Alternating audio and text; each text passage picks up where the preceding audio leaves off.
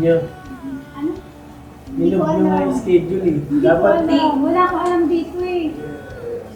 pag another 25 years, 50 na tayo nun. ganda ka pa rin. 50. Lagi naman maganda. Ano, hindi ako makakapag-concentrate nito. Kaya pala ang ganda ng damit mo kanina. Wala akong alam dito.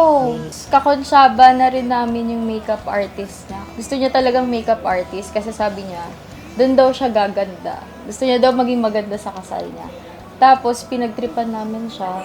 Sabi namin kay Kuya JR na i-secret na lang na on the spot, doon na lang sabihin na doon siya ikakasal, tapos siya yung maganda. Grabe ka, Jake! Wala ko, hindi ikaw nag-aayos.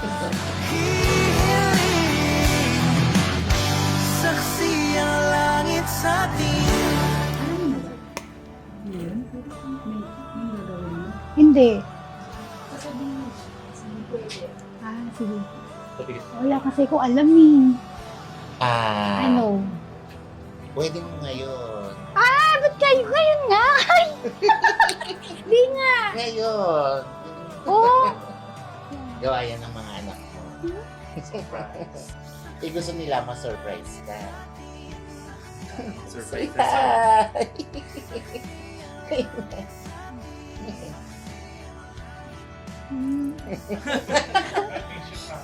Okay lang, pagagandahin naman kita eh. Hindi ko manaw ang oras sa paligid ko.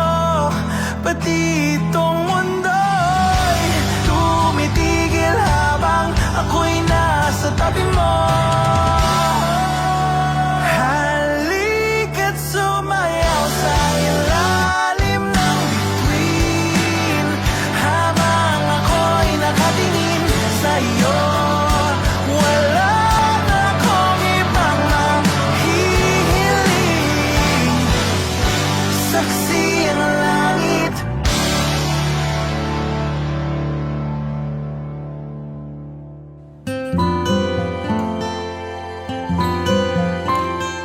Okay.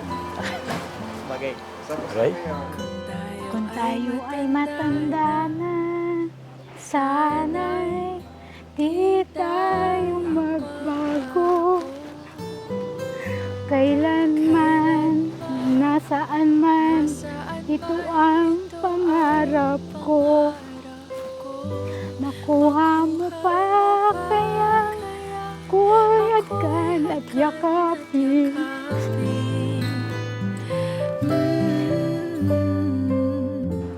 Maraming nakakaabot ng 25 years. Although, maraming ups and downs. Pero sa case naman namin ni My Love, ni Malin, wala kami masyadong pinag-aawayan. Parang lahat naintindihan niya. Mula nang ano pa lang kami, boyfriend, girlfriend. Ano pa rin, trust sa isa't isa.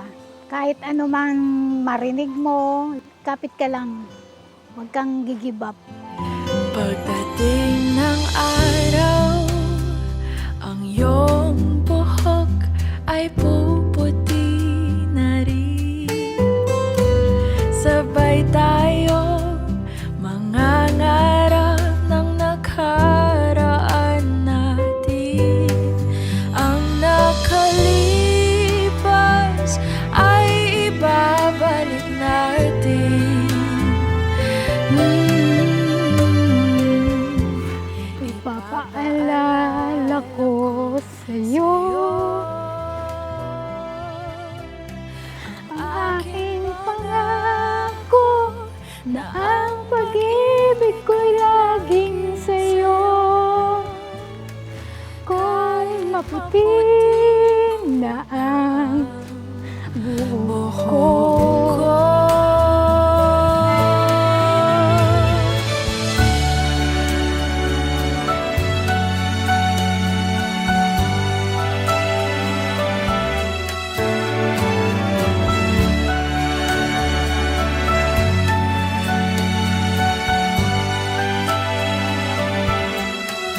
Ang nakalipas ay babalik natin.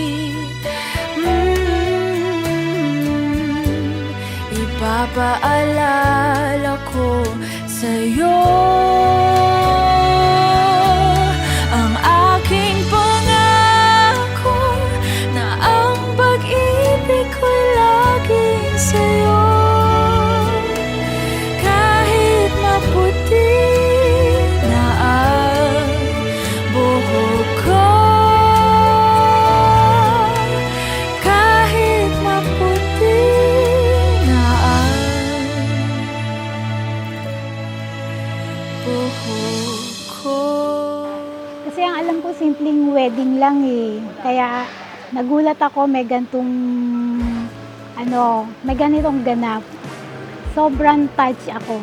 Pati doon sa mga anak kong gumawa, si Day, si Dayan, sila ang nag-set up nito. Akala ko magpapaispa lang talaga kami. Isang pikit ko lang, kapiling na kitang umindak sa dilim. Si My Love, malambing. Pag siya umaalis, hindi po pwedeng wala kayong kiss. Pinaka nagustuhan ko sa kanya, yung paghahanda niya ako lagi sa umaga, lalo na yung simpleng pag-ready ng mga damit. And of course, yung almusal. Kahit galit yan, hindi nawawala yung breakfast namin. Talagang tinitreasure ko yung mga bagay na. Kaya nakakamiss pagka hindi kami magkasama sa breakfast. Kasi yun lang yung araw na oras na talagang masasabi kong magkasama kami. Simulat sa pool, yung breakfast talaga ang una sa oras ng araw namin. Talaga ang aking Sobrang thankful sobrang thankful namin kasi very hardworking, una sa lahat, very hardworking si Daddy. Tapos si Mommy naman ay, kumbaga nagbabalance nung family namin. Ang message ko kay Pader at kay Mader, Midi, congrats, 25 years na kayo. Happy anniversary. Love you. Stay in love. Power lang. eyes, palagi kang ganyan. Oh, walang hanggang palaisipan, at ikaw na nga ang may pakana. Okay, my love. Sana hindi ka magbago. Sa 25 years na pagsasama natin ay sabi ko nga, yung kagandahan mo at kabaitan mo, nandyan lagi yan. For another 25 years. So, nung tinanong mo ako, baka after 25 years ulit, pangit ka na. Hindi. Maganda ka pa rin. Ikaw ang pinakamaganda sa buhay ko na lalo na sa nangyari sa akin. My love, thank you for loving me. At thank you sa lahat na mga pinapakita mong pag meron akong gusto, binibigay mo sa akin.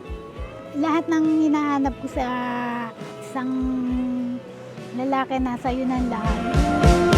Ang pag-ibig mo lang,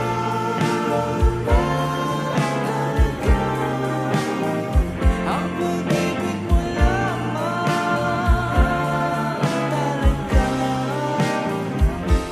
Basta may papangako ko sa iyo, my love, till death do us part. Super love kita.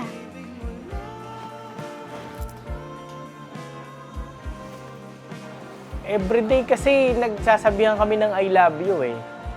Hindi buo ang araw namin pag wala yung salitang love you, I love you. Mahal na mahal kita, Marilyn. Hanggang sa kabilang buhay. I love you, my love.